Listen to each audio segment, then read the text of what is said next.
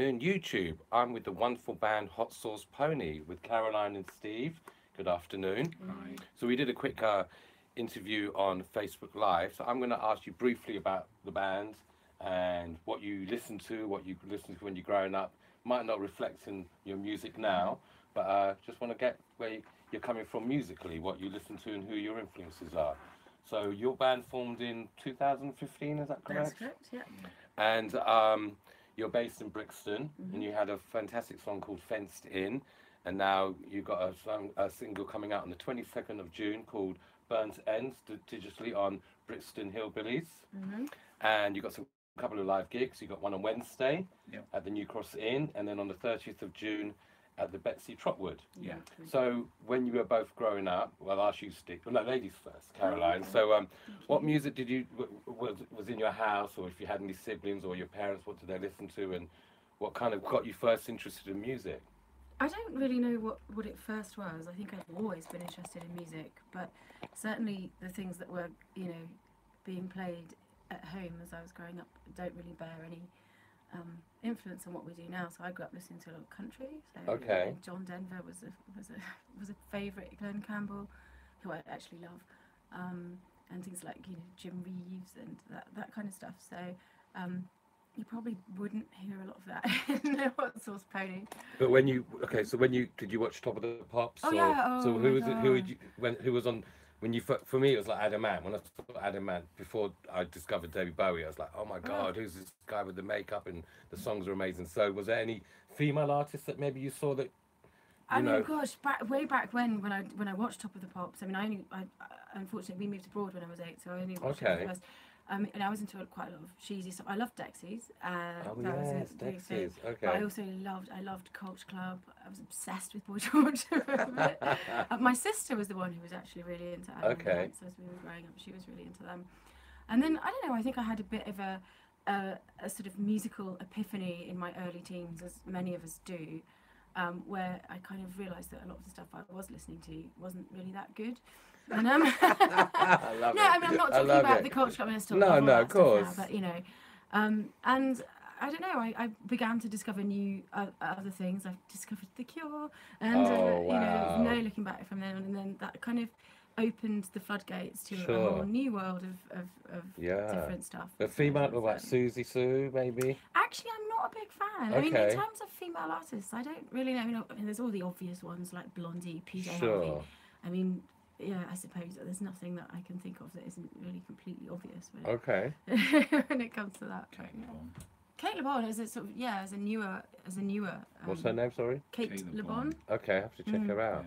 Yeah. More Crab recently. Day is one of the. Yeah.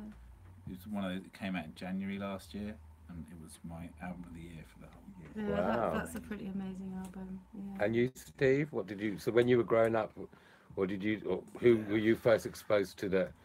When you had your musical epiphany. No popular music in my house whatsoever. Okay, wow. My parents classical musicians. Well, okay.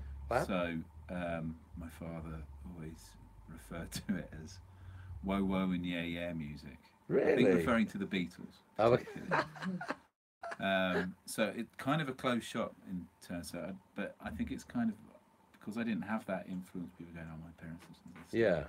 It's almost everything was like a kind of weird foreign holiday to me. So, but things guitar music. So when you, or like drummers, or like you say, you play drums as well as bass. Well, I see. My mum was a percussionist. Oh, okay. And she started teaching drum kit because kids wanted to learn drums. So it became a bit of a competition between me and my sister, who was better at the kit. Oh wow. Okay. But I mean, my sister would put on Top of the Pops, and so I mean, unashamedly, the earliest things I remember loving are Madness, Frankie. Frankie, yes, I love Frankie. Still love Frankie. Yeah, me too. Adam the Ants. I mean, obviously I'm much cooler now. I love, Dirk Where's Wants. Yeah.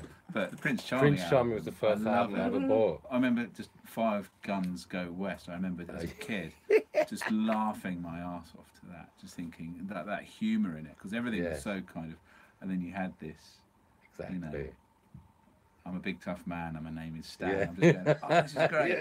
exactly. And you know, and Wham, I flipping loved Oh, Wham. I Yeah, love they were very Wham. good. I I saw love their Wham. first concert in Hammersmith Odeon when he had the shuttlecocks down his shorts, and they, Oh, you know, they did that brilliant. Was it Love Machine? Was the cover they did? That was Wham. Yeah, I like the first album, and then they kind of really went commercial, but yeah. great songwriter. Yeah, No, I Wham. love it. You know, and all that. You know, kind of style council and things. All Oh, that yeah, stuff. Like, I yeah. mean, totally showing my age here, but No, well, it's all good music. That's what I'm talking about. Good I music mean, is good music, that you know. thing. There was, I mean, the uncoolest thing. My favourite band ever is Cardiacs, and when poor old Tim had an accident, you had this album full of covers of his stuff, and you know his stuff's not very easily palatable to a lot of people. You know, total Marmite music. What was great was all these people from the Magic Numbers to the Eureka Machines Magic numbers, yeah. to you know City Blue Sign, Knife Rod, all doing their different take on it. Just like Wonderful. they were just beautiful tunes, and a Yeah. beautiful tune if it's I don't care if it's Nicki Minaj or Frank Zappa or Captain Beefheart or Little Jimmy Osmond. A good tune's a good tune. Absolutely. Never be ashamed of Absolutely. it. Never Yeah. get into this like for example, the Kaiser Chiefs. I got to tour with them once, and we've become quite good mates and stuff. When Nick was in the band. yeah, when Nick was Yeah, they were better for me, I think, when he was in the but band. it's still that thing. We were working in Hong Kong recently. We met up with them and just going watching them on stage. They're the most all this shit they get and stuff. Going, no, they're the most unpretentious band. No, they Just they seem above- very down to earth. Yeah. And They they have know so a much flip, energy, like. and they know a tune when one goes and hits them in the face. You know. Yeah, Ruby's such a great song. Mhm. Even the first album was. I like the first album. Yeah, yeah. I like the second album better myself. Okay.